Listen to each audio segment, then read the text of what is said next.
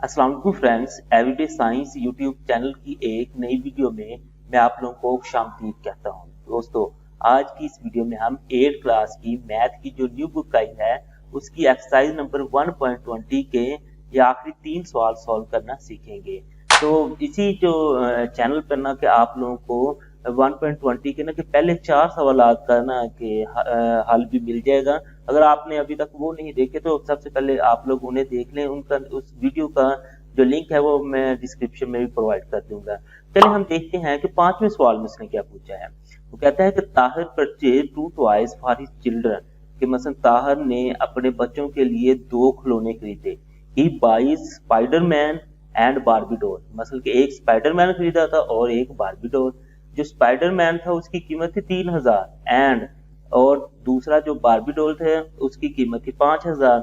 If a discount of 20% is given on all toys, यानी कि ये जो खिलौने उसने खरीदे हैं उनके ऊपर ना अगर 20% उसने ना डिस्काउंट दिया है तो then find the amount of discount and selling price for each toy.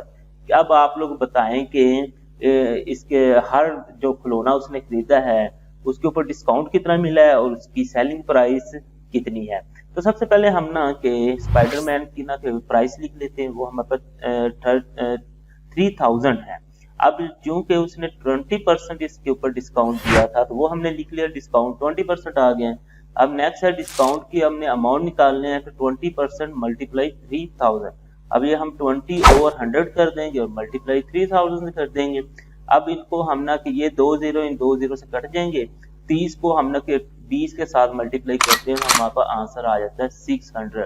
यानी कि ये जो खिलौना उसने स्पाइडरमैन जिसकी कीमत लिखी हुई थी 3000 रुपए, उसके ऊपर डिस्काउंट है 20%, तो 20% के हिसाब से उसके ऊपर डिस्काउंट बन गया 600 रुपए। यानी कि अब जो उसकी न्यू प्राइस बनेगी वो हम 3000 में से 600 को माइनस कर देंगे। तो अब जो उसने स्पाइडरमैन खरीद लिया है उसे 3000 के बजाय 2400 रुपए में पड़ेगा, क्योंकि उसके ऊपर 20% डिस्काउंट था, यानी राइट थी। अब नेक्स्ट हम दूसरे खिलौने की बात करते हैं। तो दूसरा खिलौना था उसके पास बार्बी डॉल, जिसकी ना की कीमत लिखी हुई थी 5000 रुपए। इसके ऊपर भी ना डिस्काउंट दिया हुआ है 20% का। तो अब इसका हम 20% निकाल लेते हैं। तो 20% मल्टीप्लाई 5000। अब 20 ओवर 100 हो जाएगा, मल्टीप्लाई हमारे पास वही 5000 है। तो ये 2 जीरो से हम ये 2 जीरो काट देंगे।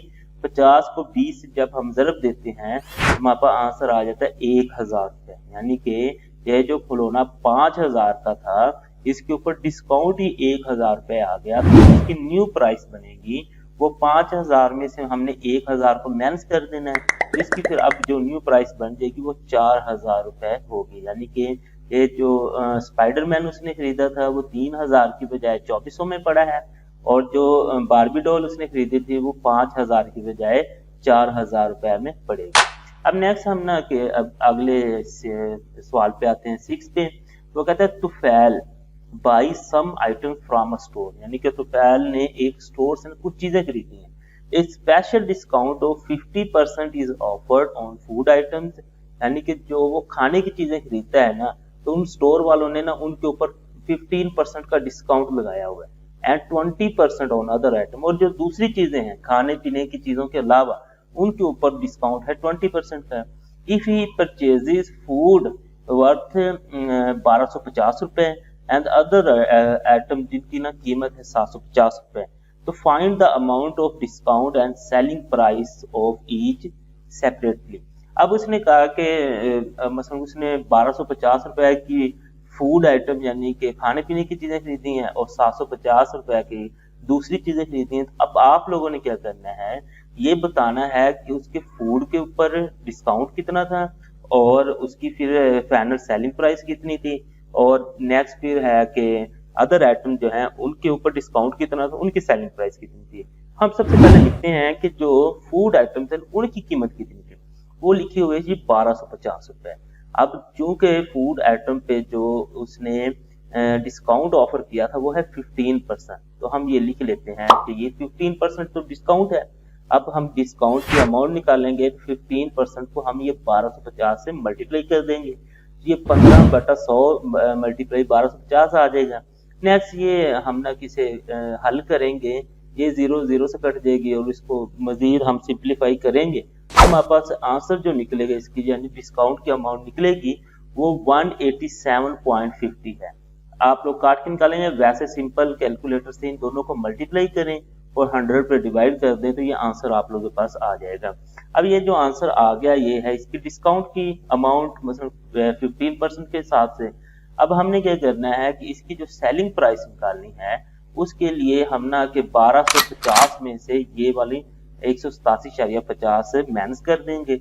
जब माइनस करेंगे तो हमारे पास इसकी जो न्यू सेलिंग प्राइस है वो निकल आएगी, यानी कि अब 1250 की बजाय 1062.50 रुपए ना कि उसने पे करने हैं। नेक्स्ट है अदर आइटम। अदर आइटम की कीमत थी 750 रुपए, उनके ऊपर जो डिस्काउंट था वो 20% था। अब 20% के हिसाब से हम डिस्काउंट की अमाउंट निकाल लेते हैं। 20% मल्टीप्लाई 750, ये 20/100 multiply 750।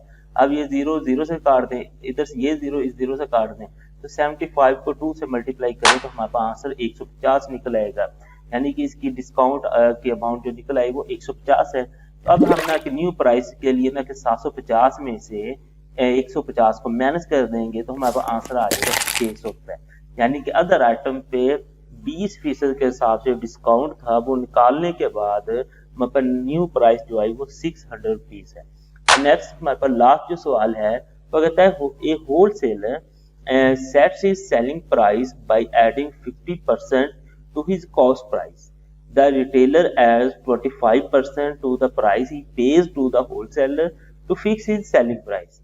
At what price would a retailer sell an article which costs the wholesaler Rs 400?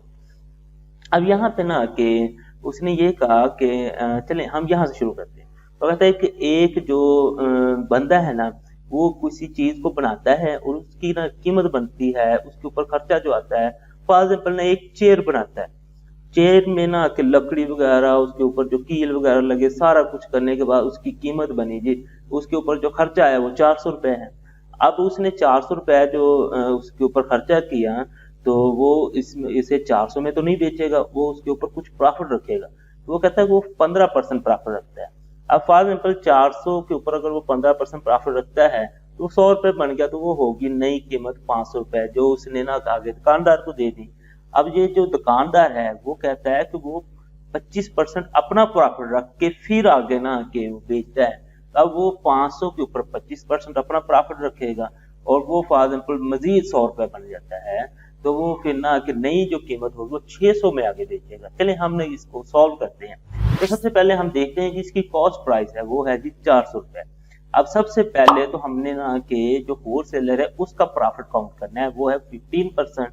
इसका हमने प्रॉफिट निकाल लेते हैं। 15% मल्टीप्लाई 400, 15/100 ज़रब 400, ये 2 0 इन 2 0 से कट देंगे। अब 15 को 4 से हम ज़रब दें हमारे पास आंसर आ जाता है जी 60 रुपीज, यानी कि जो होलसेलर है वो 400 की चीज बनाने के बाद 15% के हिसाब से जो अपना प्रॉफिट रखता है वो 60 रुपए बनता है।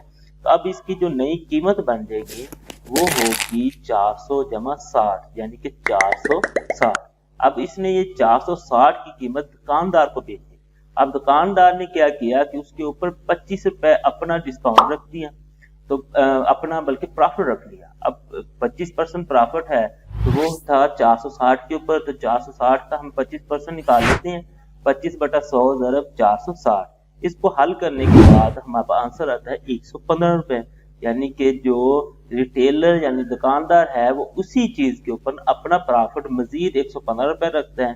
तो अब 460 में हम 115 रुपए ऐड करते हैं, जो उसकी नई कीमत बनेगी वो है 575 रुपए, यानी कि वही चीज जो कि एक बंदा जो होलसेलर है उसने अगर उसके ऊपर खर्चा 400 रुपए आया है, वो अपना 15% प्रॉफिट रखे और मजीद जो दुकानदार है वो अपना 25% प्रॉफिट रखे, तो जो 400 की चीज है वो हमें 575 रुपए में पड़ेगी। दोस्तों उम्मीद है आपको आज की ये वीडियो अच्छी लगी होगी। वीडियो अच्छी लगे तो इसे लाइक करें, इसे अपने दोस्तों के साथ शेयर करें और हमारा चैनल लाजमी सब्सक्राइब कर लें। Thanks for watching. अल्लाह ने के बाद।